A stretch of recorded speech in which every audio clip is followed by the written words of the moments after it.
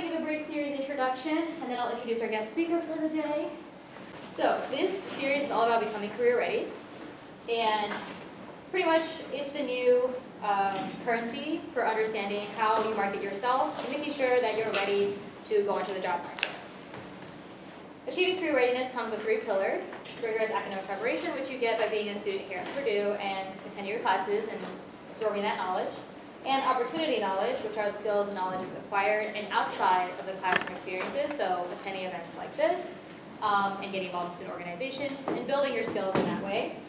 And finally, personal agency is your initiative to seek out these opportunities and to make sure that you are well prepared in communicating your skills and experiences and your competencies when you are interviewing in the job market and beyond that as well. So this series is based around the lead competencies, the leadership competencies here on campus. We have 4 competencies, and each of the competencies has 5 skills. So communication, self-awareness, collaboration, and ways of thinking. And today's session is going to be about communication. So in the end, we hope that Boilermakers are known to be communicators, collaborators, thinkers, and self-aware. And those are some language you can use in a future interview. So, like I said, today's session is about communication, and these are the 5 skills in the communication competency, which our guest speaker will talk a little bit about some of these skills today. So I will introduce Nathan Rowland Miller, who is originally from Toledo, Ohio area, graduated from Purdue in the spring of 2021 with a degree in industrial engineering and a minor in psychology. During his time at Purdue, he was involved with quite a few programs and clubs, most notably the Purdue All-American Marching Band and the ACE Campus Food Pantry. Since graduation, Nathan has been working at Conagra Brands, a food manufacturing company, as a supply chain development associate and continuous improvement specialist, where he assists with the various training programs in the plant and other improvement projects in the production plant. The plant he works at makes all things microwave popcorn, more specifically Act 2, and Orville Redenbacher. Fun fact, Orville was also in the marching band. When not working, Nathan is involved with the ACE Alumni Board and assisting in planning his wedding happening this October. Congratulations, it's very exciting. Please welcome Nathan Rowland Miller. All right. Good evening, everybody. Thank you for bearing with me here. We're going to hop right in, but before we get to this main slide, just a little background on me. My nickname is Nerm, that's why it's up there. I should have included that in my introduction. I apologize. So welcome today to the NERMZ Classified Communication Survival Guide. Basically just talking all things communication today, kind of hitting on some of those main ideas talked about through here today. So real quick, just kind of an introduction, a little more about me. I was pretty involved with a bunch of different activities throughout.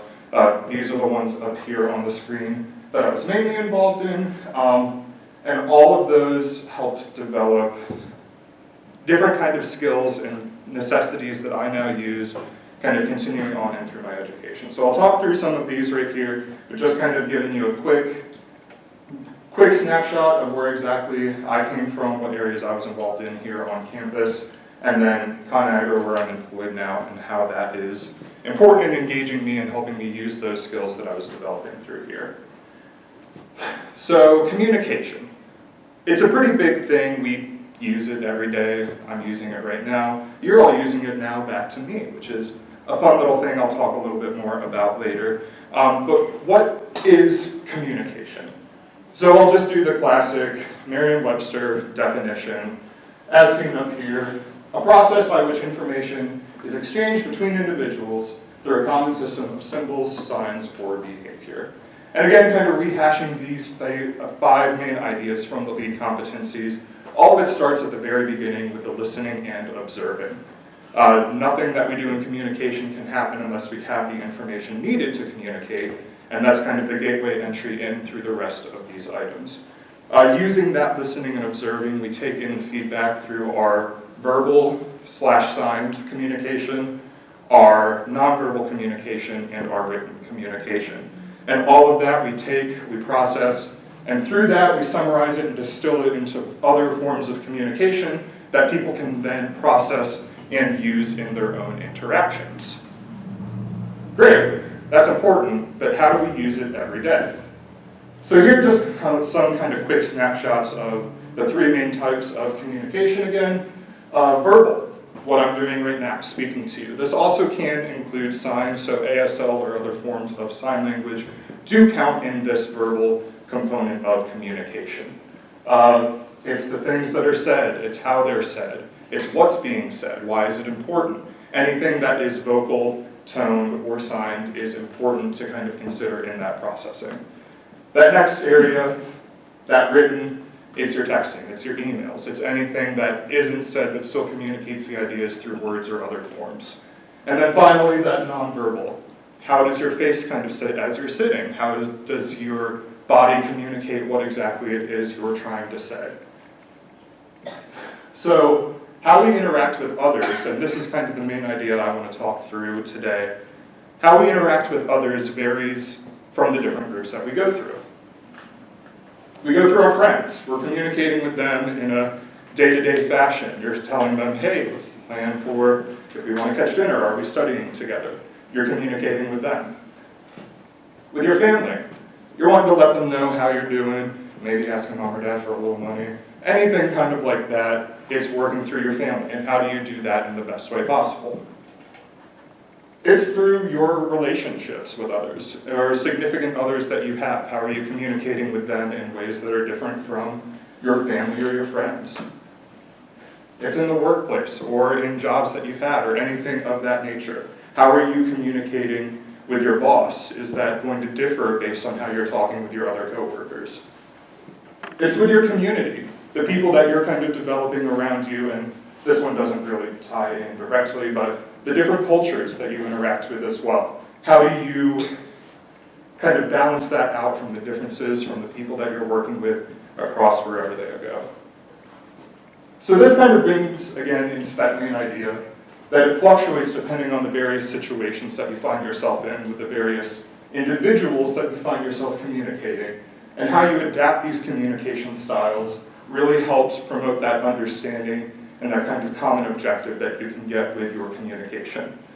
I'm going to focus on the two lead competencies that I find the most important to kind of address. The first one being our listen and observe skill, and then talking about our nonverbal communication. So let's start in with the listen and observe. Again, I like to emphasize this as it's our number one kind of pathway into communication. If we don't actually take in the information that's being said, we can't properly communicate that back out to the others or understand that communication as it comes through. So the definition as defined by the lead competencies is hearing what is being said and observing nonverbal cues to prevent any miscommunication, promote understanding, gather and receive feedback, and then demonstrate a sense of caring about what others want to communicate. Again, that same idea, it's important because we can't do anything else without that information. So we'll touch on three main ideas for this point: our engagement, our understanding, and then that feedback loop that we develop through here. So this first one, engagement at all levels. It prevents that miscommunication. If you have people actively engaged with what you're trying to say, what you're trying to communicate out, you have people who get the idea, make sure that they're actually understanding kind of altogether what's supposed to be going on. People that you're most comfortable with will understand you better and may not need as much of that high-level engagement, but you can kind of tailor that depending on your person. So the thing that I'll kind of talk about through my experience, involvement with Boilers in Action, which helps promote some on-campus activities that help kind of connect the Purdue community with other community resources and doing some service to give back into where they were generated. It's a pretty small team. When I was on, it was about 5 or 6 students helping communicate these events for a couple hundred students out to the community. So a lot of communication was taking place, and if we didn't have that engagement from all members, people would start to drag down or people would fall off. You wouldn't have that level of kind of united front that is important when it comes to these promotions. And that's something that I worked on quite a bit with that team, not only for myself, but also kind of getting others involved with that idea. If you don't have that engagement, how are you going to know when these buses are supposed to be scheduled to pick people up and drop them off again? How do you know when the food's going to be getting there? Because you've got hundreds of students who are really, really hungry after a long day of work and are going to be a little upset if they don't have that meal ready to go. Communicating these ideas out, make sure that people are actively engaged, saying what they need to say, and getting that idea across. It will look different based on that situation. Are you communicating with individuals who have heard this information 5 or 6 different times? Or is it their first time, and how are you kind of taking in that information? If this is something that you guys have heard, you're probably like, okay, yeah, that's fine, I've heard this before, I don't need to hear it again. It's going to kind of tailor based on who is talking where. Is it important business updates? Do you care about what is being presented? Is it something that's directly impacting you? Or is it something that, I don't really care about it. It's not something that's going to push me kind of forward. Knowing how to identify that level is important to kind of promoting that next step forward. If you're talking with your friends and they're in kind of a vulnerable situation, how is that something that you'll kind of tailor your engagement to? Are you going to kind of sit back, pull out the phone, kind of check that a couple times, or is that something where you'll adjust your expectations and be more present for them? That family time, again, same kind of thing. I know my mom has gotten on me countless times of, put that phone away, we're spending time together right now, get it out of here. Kind of knowing, hey, we should be more present in this situation because these people expect this, versus, yeah, I'm with people who I'm comfortable with, I can do this all I want. Just kind of knowing how to bounce that back and forth. I kind of talk about here on the vibe check. Sometimes people will say exactly what it is they want you to say. Or they'll tell you, hey, I want you to be here right now listening to me kind of talk through this. And some people won't say that, but they do want it. So a lot of this is kind of dependent, and that's also part of knowing your audience. Know who is talking and who you're talking to so that you can kind of set yourself up for that comfort level moving forward. So that next step is that content understanding. Similar to that kind of engagement, but when people actually comprehend what is going on, you have more kind of buy-in to the program that you're going through. You actually have people who know why you're doing what exactly it is you're doing. This ties in pretty well with another one of the lead competencies that distill and summarize the information. If you are able to do that and get that deeper understanding, it's something that you'll be able to communicate that back out more effectively on. How do you move on if someone gets left behind?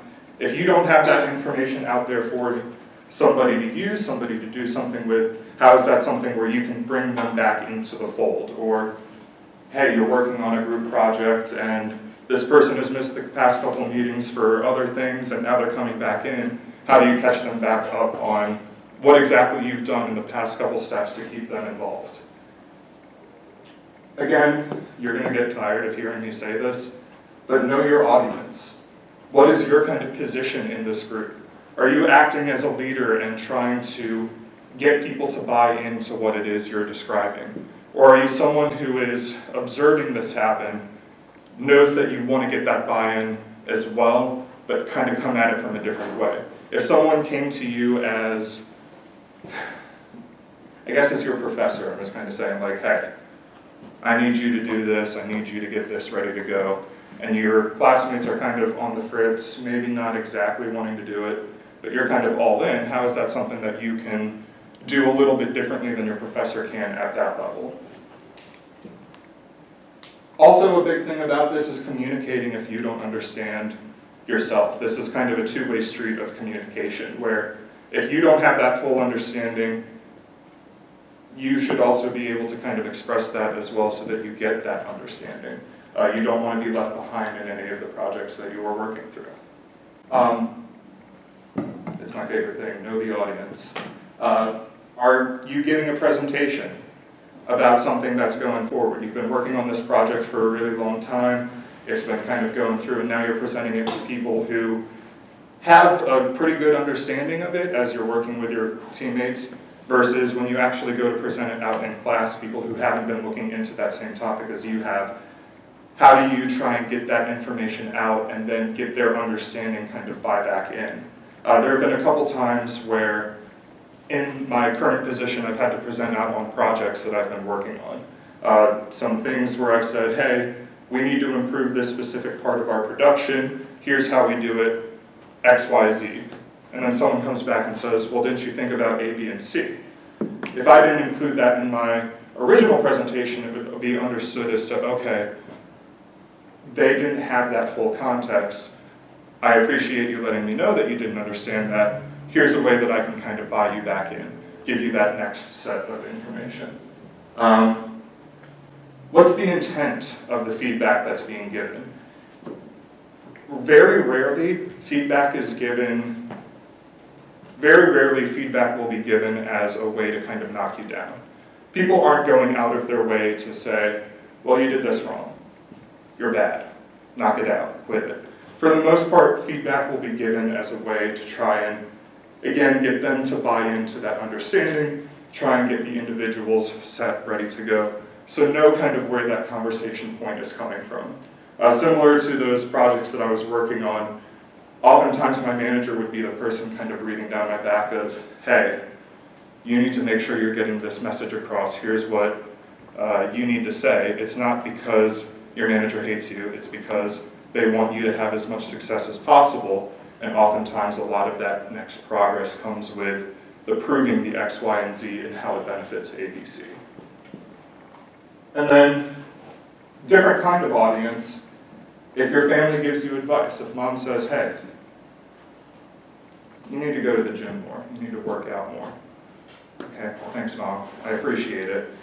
Not really helpful, but it's something of, hey, she's giving me the feedback that she cares about me and knows that working out would help me out. Okay, cool, thank you, I appreciate it. Maybe say it a little nicer next time. But kind of knowing your family, where they're coming from in that particular point will help out. This is a big one here. When you have good information, you can do a lot more. If you're only working on partial information, you're not going to be able to get to that next step, that next understanding of those points moving forward. So this is that next set of the nonverbal. So this one up here, again, the lead definition, using your body language, gestures, other cues, and visual aids to support the conveyance of meaning. I do want to give a call out that this is different than sign. So again, sign language, ASL, that does count as verbal. So it would be more like a thumbs up or kind of a, you have that kind of same wavelength as someone and you can just kind of gesture something and they pick up on what you're saying. It's more of that kind of thing instead of the actual documented, this is what this means in this area. Nonverbal can be both intentional and non-intentional or unintentional. Sometimes you can be conscious about what you're doing. For instance, I know I'm moving my hands a lot during this presentation. A lot. But there are other things where, hey, I don't think about this too often. Maybe I should be a little more aware about how much I'm pacing back and forth, because I'm realizing now as I'm talking through this presentation, I'm going back and forth quite a bit. Some things we do on purpose. I am up here and I'm trying to be as entertaining as possible, and I hope it's working, but I'm trying to do that on purpose by using the hands to use the engagement, try and bring you in a little more into what I'm saying. Sometimes we slip in what we're unsure to do. When I forgot about my talking point the other 3 minutes ago, I kind of slipped back in and I was noticing, okay, here's some communication that I'm failing to kind of bring back out. Some things are subconscious. It's what we never realized is happening in the first place. So kind of rehashing on that point.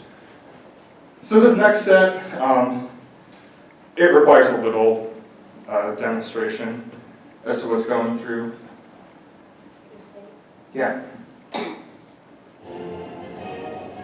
So, as introduced, I was in the marching band. I know the song backwards and forwards.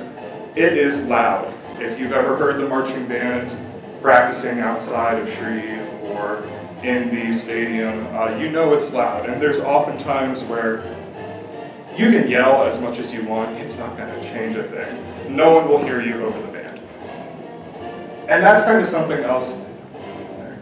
That's something else of music in general, of if you were watching an orchestra perform up on the stage, you're not going to hear someone say, okay, and now you guys come in right now, because that kind of interrupts you in the middle of what's going on, right? You're not going to have someone kind of say, hey, this is the next step, and take you kind of out of that moment. There are a bunch of nonverbal cues that are used in music making to kind of help keep that transition going. And that kind of carries on for me working in a production plant. It is very loud. There are lots of machines, lots of sounds. It can kind of just be a bit of a drone. We'll play a quick clip here of what that kind of sounds like. It's static. It's just loud. So there are times where I'll be out on the floor and I'll be trying to flag someone down as they're walking by and they don't hear me, they don't know anything's going on because this alarm's going off in this ear and this machine's making this noise in this ear, and there's just no way to kind of get that verbal communication in those spaces. So you kind of work to develop those skills on your own. You work to kind of develop those skills with those people that you're comfortable with. And that's another thing of, hey, how do we adapt to when we have this communication? I'm sure, was everyone here when Purdue had shut down, started to go masking in the middle of classes or anything like that? Or did I just age myself a little bit on that? I may have just aged myself. So I had started in 2017, 3 years here, and then COVID hit and we kind of shut down everything. And masking in public spaces, I'm sure you guys were having to mask in spaces where you weren't having to go before. How do you communicate when you lose that kind of muffled sound over your face? I know I personally struggled a lot with, I had to learn to enunciate a lot clearer, but even then I couldn't always get people to kind of understand where I was coming from. So I learned a lot more of, oh, I need to be overly expressive. Let my eyes try and do as much talking as they possibly can because that's all you can see on my face. Or doing a lot more gestures. I learned to point to things a lot more. So that's just one of the ways that you can kind of adapt to that, but that's just something of when you don't have the option for verbal communication, how do you start communicating in other ways? And that nonverbal part picks up in. You develop those tricks or languages with your own kind of groups. Again, you kind of can get on that same wavelength with your friends, where you'll just kind of do something and they'll pick up on it and they'll also do it, or you kind of have those mind meld moments. That communication becomes a lot easier with the people that you're more comfortable with. To you guys, I am a complete stranger. I am doing a lot of things up here that don't really make a lot of sense to me, let alone probably to people who are observing it as well. There's that kind of barrier in that communication as well. How does that nonverbal communication kind of bring you guys in potentially, or bring in others that you're trying to present that information to? And then another point just to kind of think about is, how does that conflict help or hurt that understanding? Is anyone here a fan of conflict? Does anyone like being in situations where they're confronted with conflict? It's hard. And you kind of start to see those situations where you're shut down a little bit more. I know I personally do that kind of thing where I withdraw and I just kind of shut up for a little bit, my face drops. I'm very not happy with confrontation.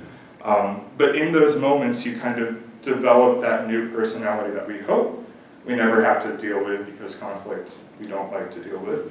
But it's just something to be aware of. If you ever have a performance review with your manager where you're all of a sudden getting feedback and you're like, ooh, I didn't like that feedback, I'm not too happy with that, and I disagree with it because I know I did this. How do you kind of regulate those emotions that are coming across, even if you're not fully aware of it? Because people can kind of pick up on that. You can see, oh, I noticed that shift. That was weird. That wasn't supposed to happen. How do we now adapt to that? So, I'm kind of talking about this a little more. Nonverbal communication is the only type of communication that we can do with that unintention or non-intention. So how does that continue to impact? It's kind of like we talked about with the conflict. Has anyone, people are familiar with the resting bitch face, right? Like that kind of common phrase. Have to acknowledge that it's not always resting bitch face. It's usually just people not happy with the way one person looks or how they kind of react in situations. But that's just something to kind of be aware of. If you've been told that you have that, hey, first of all, let's back up, kind of check ourselves on that assumption. But if it is true, how do we kind of regulate that in those situations where, yeah, I'm okay having a resting bitch face, or hey, maybe I want to change that up a little bit. Fidgeting or tapping. I know when I get nervous, I learned how to tap dance in high school, and occasionally when I get nervous, I'll just kind of start tapping a little bit. It's a little weird, but that's just one of my nervous kind of tics that I'll do, and I've gotten comments at work about it all the time. Twinkle toes has come up a little bit. But how are you kind of aware of those situations that pop up for you? How do you fidget? What's your kind of little tic that pops up whenever you have that nerves that kind of start to pop up for you? And then, has anyone ever heard someone say something that's just ridiculous and you just kind of can't help yourself and you react a little bit like, I'm sorry, what did you say? There are those kind of involuntary reactions that we have to things that are said. Sometimes that'll be okay. If your friend says something dumb, you have every right to laugh at them. But if your boss or manager or someone high up says something about that, you may want to kind of keep that in check until you get clear of the situation, and then you can laugh about it. So just kind of being aware of, hey, this may happen, how do I react in those situations to kind of mitigate some of that information. The biggest thing with communication is just kind of working to acknowledge our different styles with nonverbal communication. Because it is often so unintentional what we do, it's hard for us to kind of sit down and reflect. Like we can sit back and say, okay, yeah, I realize I said something a little off there. I probably shouldn't have said it in that exact way. We can recognize our tone, we can recognize what exactly the words we're saying and the intention behind it. With nonverbal, it's not always that easy to do. Because it is so unintentional, you will have those moments where it's like, oh, I didn't even realize that I do that when I talk. I'm sure some of you guys have seen things that I'm doing that are like little kind of pet peeves, or everyone has their one thing that's like ooh, I really should have been aware that this is happening. It's okay. You don't have to completely get rid of that thing that's happening for you. You don't have to completely blow it up, start again. You just kind of have to start to become aware and take stock of, again, who's the audience? What's the audience that I'm working with here? Are they people who are okay with those kind of things, or is that something that I should change completely, 100% of the time, never do it again? Or is it something that in the future, yeah, it's okay if I do that with these people, but maybe this person wouldn't be as appreciative of what's coming up? Knowing your nonverbal traits can also inform other people's nonverbal traits. Knowing when, hey, this person isn't really interested in what's going on. This person isn't really engaging with the idea that I'm trying to say. They're looking around, they're sitting back, they're not really looking at me, they're kind of doing this. Hey, maybe that person's not interested. Maybe I can change up what I'm doing here a little bit to try and bring them back in. Be careful, I'll kind of give the disclaimer, not everything is as it seems. You could assume one thing's going on and then say, hey, you hate me, right? You didn't like me, you acted this way and this way and this way. And we're like, no, that's just me, I'm sorry, whoops. It's not always going to be something where you can react to it for other individuals or kind of mitigate that, but just kind of getting that experience of thinking about it, starting to be conscious of that nonverbal reaction is important. Again, know your audience. So big thing, kind of main hit impact. Communication impacts every part of our lives and is the foundation of those daily interactions. And how does that kind of tie in? So I'm talking about only one of the main lead competencies. There are the three others that are up here on the screen with thinkers, self-aware, and collaborators. How does communication tie into each of those? So when you communicate well, you can work better with other people. Kind of going back to that first point of that listen and observe, if you have a better foundation of the material that you're using, if you can take that information, understand what's being said, and then bring that back out into a way that's digestible, other people will be able to work better, bring that information back out, kind of create this loop where you're able to communicate best as possible between one another. You always want to be listening to other people around you, even if it's something that you disagree with or you're not completely sold on.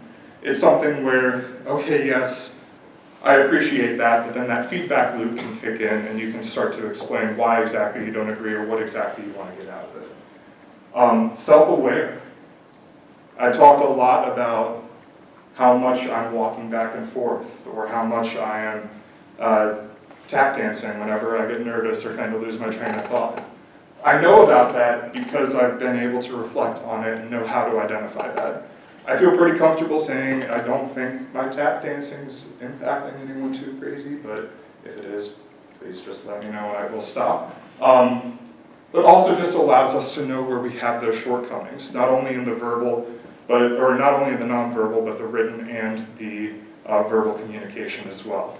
If you have sent emails and you've been like, yeah, there is absolutely nothing going on here, it is just flat. Maybe if I add this part in, or hey, I don't have enough information in this part, what will someone else who's reading this information think? Are they not going to have enough information and not be able to read my intonation through text? Because it's text, we can't add the inflection, we can't add the emphasis where we need to. How does that kind of digest and how can we mitigate that before it even happens? Also allows us to be better aware of what's going on in other individuals as well. If you know your kind of communication styles and you come across someone who has a very similar style, you can kind of pinpoint what exactly it is that they're doing so that you can kind of either help address that for them or just be aware of what they're trying to do and know the intent behind it. And then better thinkers. If we have all of the information that we need, we can be more, we can think a little bit better about what it is we're doing. And we don't get that information if we don't communicate that back out to one another. All right, so communication takes work. These are kind of the main hits at the very end. Practice makes perfect. If you don't ever use the tools of communication, you won't ever be able to kind of improve that. So put yourself into situations where you are communicating. Maybe go into a little bit of conflict so you can kind of identify some of those items instead of backing away and letting someone else take it. Practice makes perfect, and kind of getting that communication out helps you get that understanding moving forward. So it helps for others. How do you distill what it is that you want to say? How do you get that information, summarize it, and make sure that people understand what it is so that they have the best understanding of the information? And what does it take for others to kind of continue their understanding? For yourself, again, know your styles, know your preferences. You won't know, hey, this style of communication sucks for me and I don't ever want to do it again until I actually get up and say, hey, here's what it is, here's what we're trying to do. Know those shortcomings again. Know where you kind of are, yeah, I send 3 letters in a text and then I don't see them again for another month, and then I send them another one-word text and then I don't text again for a month. Hey, maybe kind of reflect on that a little bit more. I know that I need to work on this and this when communicating with this person because it means a lot for them. Here's how I can improve on that area. And then know your future. It's not quite tragedy rehearsal where you're able to go over things that are negative and kind of plan against that, but knowing what to do in different situations because you've already experienced it helps you kind of prepare that communication better moving forward. And you can't get better unless you do it. So that's that main presentation. Does anyone have any questions kind of coming off of that? Yes. Yeah. At your job at Conagra, what's the main form of communication you use, and how was it different than like being in college? Or like, how did you improve? So I send a lot of emails, and that was something that I didn't anticipate. Mainly through college, it would be just kind of, hey, shoot the text so we can get the group together to work on a project. But now, because you have a person who's working in this location and working in this location, you can't get everyone together. We do video calls. That's another pretty top one there, which helps out with that verbal communication. I kind of have that in my senior year. Our video call communication skyrocketed pretty heavily, so that really helped kind of prepare me moving into it. We did a lot of our ACE Campus Food Pantry meetings online, which helps kind of with that etiquette of, hey, remember to mute, please remember to mute. Kind of helps prepare that in that sense. It's hard because I talk all about the self-reflection, and it's hard to kind of pinpoint what exactly comes from each of those styles of communication, because I do a lot when I'm out on the production floor. I can sometimes talk to people, but if I'm at this part of the line and something's going on down here and I want to get someone's attention, I have to like jump up and down, wave my hands in the air, point in that direction, go there. So it vastly depends on the situations. Did that answer the question for you? Yeah. Anyone else? All right. So we're going to hop into this activity here. So that's it. I know we're at 7:30, so I don't want to keep you guys here too much longer. How was that for everybody? Was anyone confused that second round? So, confession time, there are two different sets of rules. And one team was playing where aces were high and spades were trump, and one playing with aces low and diamonds trump, or some combination there. Did anybody pick up on that as they were playing through? Did you?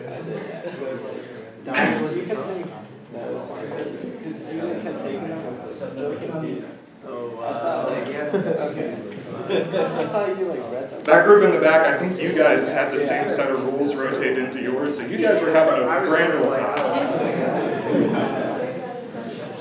So just kind of general things to think about. We can answer it out if you want, or I know again, it's like 7:30, so if you guys just want to go, totally understand. Just things to kind of think about. How did that lack of verbal communication kind of throw that off in the middle of the game? How are you guys, did you guys try and bring something up, or did you just kind of say, I don't get what's going on, I'm going to sit back and be very confused as it's going? Kind of identify what was going on, what was going through your minds as you were talking through that. This actual activity is part of a conflict-oriented kind of training, but it touches on that nonverbal skill pretty well. So kind of identify that, specifically what in your back pocket can you use to bring up some of those issues that are coming through. Did that lack of communication cause conflict in your groups? If it didn't, did you want it to cause conflict? Or are we, again, kind of conflict avoidant? And then the final thing, as you moved from group to group, which partnership kind of took on that leading game set rule champion? Like, did you use the set of rules from the person who stayed or from the person who came in? And how did that kind of dynamic get set up? So, things to think about. That group, again, you had it pretty straightforward, no issues in there.